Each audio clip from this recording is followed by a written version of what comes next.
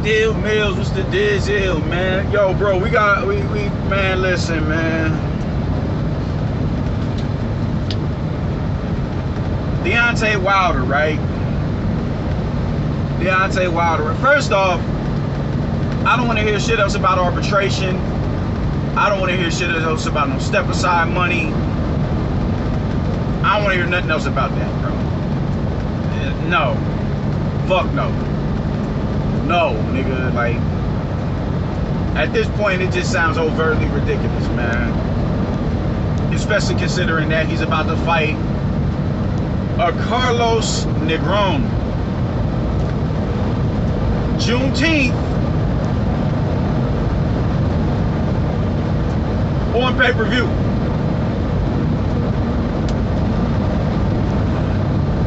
Dude, Wilder is not a pay-per-view attraction. That's just first and foremost.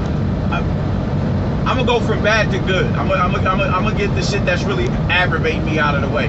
Wilder is not a pay-per-view attraction, man. He needs a proper dancing partner in order for that pay-per-view to be somewhat of a success. Him and Luis Ortiz was not a that was a flop. That was a flop. That was a flop, and both Fury fights were good. Yeah, I think they did pretty good in numbers. But he needed Fury to do that. Just like Tyson Fury can't do a fucking pay-per-view by himself. He needs a proper dancing partner. So, what makes, I don't know why people like, yeah. This aura that surrounds Deontay Wilder, man, I mean, they've done an impeccable job promoting this dude and being an ambassador for him, man. The dude is,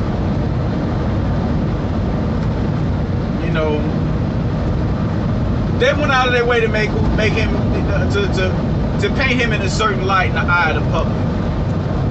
They gassed him, you know what I'm saying, and they put him on this pedestal where they really believe that he's a pay-per-view attraction. He's not that. He needs a proper dance partner. Like, this pay-per-view is gonna flop, bro. It's gonna flop, like drag out flop, or actually, it might not flop. It might not. Due to the fact that this man, I mean, it may be actually a genius business move, man. All the controversy that's been surrounding Deontay Wilder for the past year plus, that could be somewhat of a marketing strategy to, you know what I'm saying, to promote the fight and boost the ratings. It could be smart. It could work in their favor. It could. Do I see it happening? Fuck no. No, I don't. Nobody knows a Carlos Negron. Nobody. Not to mention, they have common opponents, and both of their common opponents, he's been stopped by. They may have more. Do they have more common opponents? I seen two names that stuck out: Reggie Pena and Dominic Brazil. He lost to Reggie Pena, and Dominic Brazil outlined that nigga in chalk.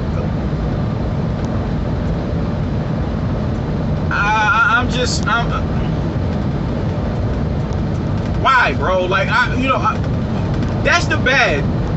I'll be a lot more, sympathetic towards him now, man, because I feel like coming off, y'all know how I feel about when it comes to fighters and having to regain their confidence. These dudes is warriors, bro. Like, these is gladiators. I'm not one for all he needs his confidence back, man. Like I said it before, there's only a certain amount of people on this, out of billions of people, that's going to be able to deal with you, because you fight at the highest level as is. And there's not too many people that fight at that. Once you start cracking the top 20 and the top 10, there's not too many people on this planet who can deal with you, because not everybody's going to be able to fight at that level. There's professionals who don't fight at that level. So you don't need your, I'm not a big fan of you having to regain your confidence. And I'm not a fan of that. However, in his defense,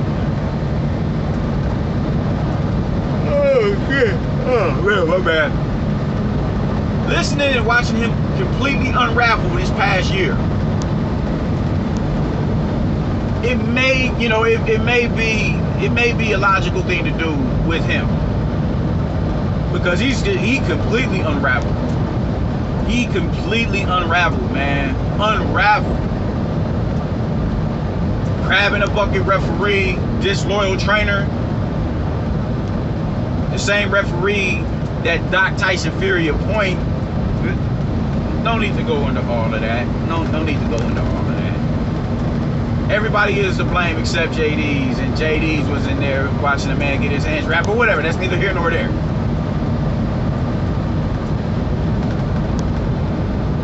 Get your tune-up fight. I'm not mad at it in this situation.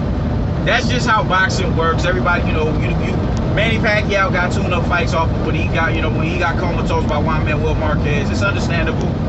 It's understandable, you know, whatever. It happens. Need to get their confidence back for whatever reason, I don't know. Even though Dillon White got knocked the fuck out, came right back, went back, different story. Anthony Joshua, different story, whatever. Get your confidence back, take the tune-up fight, get your confidence back. However, what bothers me is the fact that he has a career of tune-up fights. He has a career of tune-up fights. He had tune-up fights clear up until Luis Ortiz.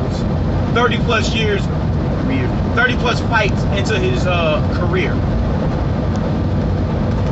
We talking 30, what, probably close to 35 fights. If not 35 fights. As a champion, you was fighting dudes that was ranked in the bottom 100. So what happens if you go out here and you stretch this nigga? Are your fans gonna hold you accountable to fighting adequate competition? Because up until now, they have not done that. All they see is the title defenses. Never mind unifications, none of that shit. None of that shit. They've literally gone out of their way to take the sting off of you turning down $100 million offer, talking about no, you're worth. Oh, what's the upside? All that other shit. Nah, no. So you've literally created a delusional stable of fans. But that, you know, to your benefit, they got your back. But are they gonna hold you accountable when you go out here and you crash this nigga? Are they gonna say, all right, cool, you got that tune-up back. You got that warm-up back. Andy Ruiz is waiting for you. Dillon White is waiting on you. Dillon White really won it. That'll be a bigger fight than you versus Andy Ruiz. Personally, I mean, it's not bad blood with you and Andy Ruiz. And another, how dare you say, Dillon, you know, you call Dillon White out. That's just what you do. I just don't understand how your mind works. It's just really weird. You spent months discrediting Mark Breland. Now, mind you, Mark Breland is forever going to be attached to you because he's been your trainer for your whole entire career. And you look the way that you look still. You still lack fundamentals. You still lack the basic necessities that you need in boxing to be a fucking, you know, a legitimate boxer. You completely just relied on your right hand this entire time, and Mark Breland is attached to you because of that. And now I've heard rumblings, you dig. Of course, I'm on the outside looking in, that, you know, you're unruly in training camps. You don't necessarily listen.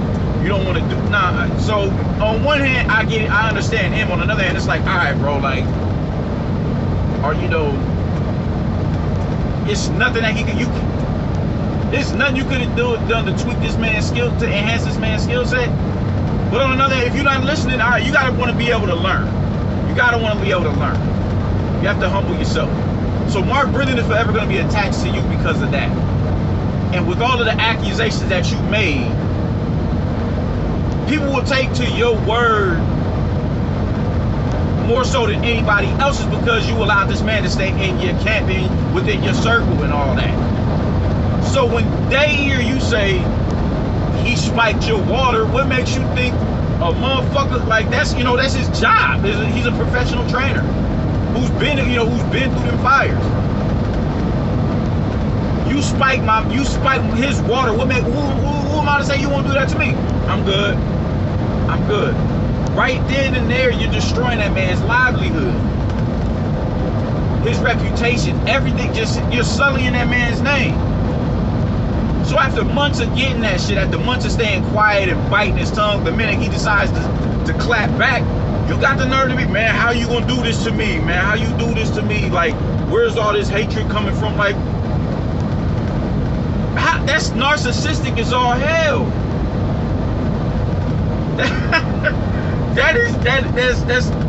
That's crazy. That's crazy. Kenny Bayless is going to infinity and beyond to help you out in the fight. And after the fight, you call him a disloyal trainer. Not just a trainer, but a crab in a bucket referee. After helping you out, after seeing to it that, man, let me give you all possibilities for you to get your legs back under you. Now he's the crab in a bucket referee. Now we get to Dillon White. You call Dillon White out. You say you still want the top dogs. You call Dillon White out. You call Andy Ruiz out. You say you still want that with Anthony Joshua. When Dillon White goes to respond, I want to smash his head in, I want to do this and that and the third. We're all hell yeah. You have the nerve to turn around and be like, yeah, you know, like, man, just go and fight the best competition and this and that. You ain't fought the best competition and yada yada yada. The best competition to you from your paradigm is Luis Ortiz. Luis Ortiz has one credible. What was his biggest win? Was Brian Jennings? I bet that, because Brian Jennings was on a hot streak when they fought, and he stopped it. Cool, that's what's up. But who after that did he fight? Everybody is trying to put, they're trying to galvanize Luis Ortiz as this boogeyman in the division, and it's really been enhanced after you fought him, because that is an enhancement of who you are as a fighter and your reputation. He fought the only dude that nobody wanted to fight. Says who? Like, says who? Anthony Joshua. He's been sent and offered contracts, but none of, whatever with that. So what are you, like, Dillon White has the best resume in the division after Anthony Joshua, and it can't even be disputed. It cannot be disputed. Oscar Ruiz, Joseph Parker, Derek Chisora twice, Alexander Povetkin, Anthony Joshua. These are credible wins. These are very credible wins with adequate competition. Not just not credit like your homeboy was a threat. Like I gave Tyson Fury a lot of flack with the Otto Wallin situation until I seen him fight Dominic Brazil, and I'm like, man, this dude is really, man, this dude is a problem, man. Like he's Otto Wallin is nice. He digs. So I don't even know why I brought that up. I don't even know why I brought that up or whatever, man. My point is this: how can you sit here and say Dillon White he hasn't fought the best competition just because he hasn't fought Luis Ortiz? And it's like, who has Luis Ortiz fought besides you? Who has he fought? Like, what makes him the boogeyman of the division? How can a man who has never won a title be the boogeyman? I don't get you people. Like, y'all be killing me with this shit. Y'all be killing me with this shit. Because Wilder fought him, he's that, he's a factor, he a big deal. Because Wilder fought him. Nah, brother, nah. So I'm not mad at the tune-up. I'm not mad at that. I'm not mad at that at all. But what I am worried, what concerns me is after he gets this tune-up back, this tune-up fight. When he gets this tune-up in, and get that out the way, will y'all hold him responsible to fighting top 10, at least top 20 competition? At least. You can't fight Usyk and Joe Joyce, stay locked in. Andy Ruiz is locked in until what? June, July? Can't fight him. Joseph Parker and Chisora is locked in. I mean, who is there? You're not getting the third match with Fury, at least not for another year. Him and Anthony Joshua is locked in. Even Povetkin said, yo, this is unfinished business. So you have at least 2 to 3 opponents that's sitting idle right now. Shit, even Tony Yoka just had a fight not too long ago. He's on the come up. I wouldn't be mad at that. I wouldn't be mad at FA. I wouldn't be mad at FA. I don't know what, I think Daniel Dubois is back sparring again off of the eye, you know, that eye injury. I think he's back sparring again. Dillon White is like waiting patiently. So you have quite a few heavyweights that should be in the scope. You have quite a few heavyweights that should be in your scope. And I don't think that you're gonna take them. I think you're gonna knock out Carlos Negron and expect another title shot. And if you're not getting that for at least a year or close to, so what are you gonna do in between time, like in the downtime? And are your fans gonna tell you you can't go back to fighting bottom 50 or sub 50 and sub 40 and sub 30 competition, sub 20 competition? You can't do that. It's Hellenius and fucking Babyface. Them is other cats. Kaunaki. Those are dudes. Like, these cats are sitting. They're idly waiting, man. They're waiting on something. We're just waiting on you. We're hoping that you say, I want one of them next. Normally, I'm not like, if you were okay, if you're going, like, I'm a Canelo fan. So with me being a Canelo fan, I understood the Eurodrum. I wasn't too big a fan of it, but I understood it. You're mandatory. All right, I can't be mad at that. Get your mandatory. Stop calling me. Get your mandatory in, because I understood that if I get this mandatory out of the way, there's no other roadblocks on my path to motherfucking undisputed. So let me knock this nigga the fuck off so I can go on about my business. I got that. And immediately after that fight, they announced him versus Billy Joe Saunders for next month. I had no problem with that. Even though I think Abney Yildirim being off for what, 2 years at that time, that I don't even understand how he was a mandatory. I don't think him and his, when he fought Darrell, I don't think he would have been that effective against Canelo if he was active. Whatever with that though. That's a different story. But my point is, I understood it. So if I could be understanding of Canelo fighting the Abney Yildirim for mandatory, I can't be mad at Deontay Wilder fighting a Carlos Negron for a tune-up. You've been off a year, all right, cool. I understand that. But I'm still standoffish with it in the sense of you're gonna fight him, and I don't think you're gonna fight Dillon White or Andy Ruiz. If Andy Ruiz looks anything like we're expecting him to look under the tutelage of Eddie Reynoso, I don't think you're gonna fight him. They saying this dude done lost 40 pounds. Or 40. Andy Ruiz losing 40 pounds is dangerous. He was dangerous when he was 260. You picture this man walking around at 230 and 240, you think he already has the fastest hands in the division. Really good counter puncher. You think all that excess weight off of his body, he won't be more agile on his feet? Man, listen, man.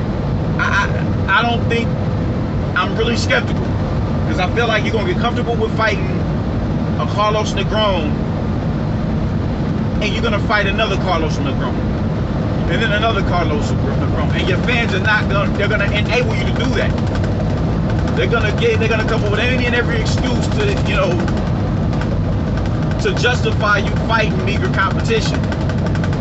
And when you knock them out in the manner that you knocked them out in, they're gonna be looking at it. Oh, how come he ain't get? Why Tyson Fury and Anthony Joshua ain't trying to get in with Deontay Wilder now? They running.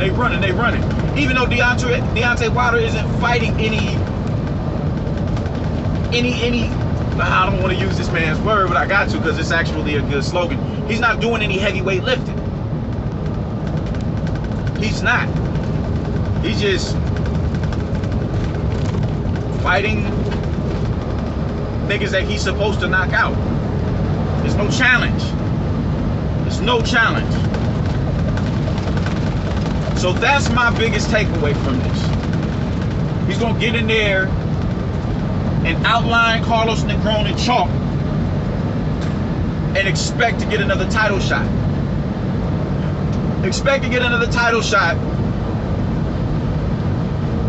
Expect to get another title shot after he knocks him out and then knocks somebody else out and then knocks somebody else out. And all of them had, you know, multiple losses, multiple knockout losses on their record. And I ain't talking, you know, 3 losses or whatever in 35. I ain't talking about that. I'm talking 6 and 7 losses with 29 fights. Like that shit. All right, bro. Like, nah, bro.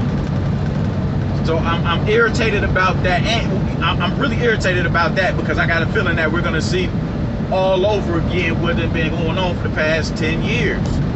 Really 7 or 8 years since he's come into prominence. That's what I'm worried about. That's what bothers me. It vexes me, Max. I'm like, is it some bullshit is gonna happen? Ah, man, that's Deontay White. Nah, bro. Nah. So that's how I'm feeling about it, man. I don't like it. I don't like it. I'm really skeptical on the tune-up, even though I understand it. And the only reason why I'm skeptical on the tune-up is because he has a career of fighting tune-ups. He's gonna fight this tune-up and another tune-up and another tune-up and another tune-up and another tune-up, and then be expecting a title shot. Because he can ride his name, he can ride the wave of his name. And he's not gonna have to fight anybody adequate. He's already dismissing Dillon White. He may not have did it in the sense of like, nah, I ain't fighting Dillon White, but in the sense of, oh man, you ain't fought the best competition, and you ain't, you know, like, just go do your thing and all that shit, man. That's dismissive. That's dismissive as fuck. So what I'm gonna need you Wildettes to do, hold him accountable. Get your tune-up. But after that tune-up, give us adequate matches.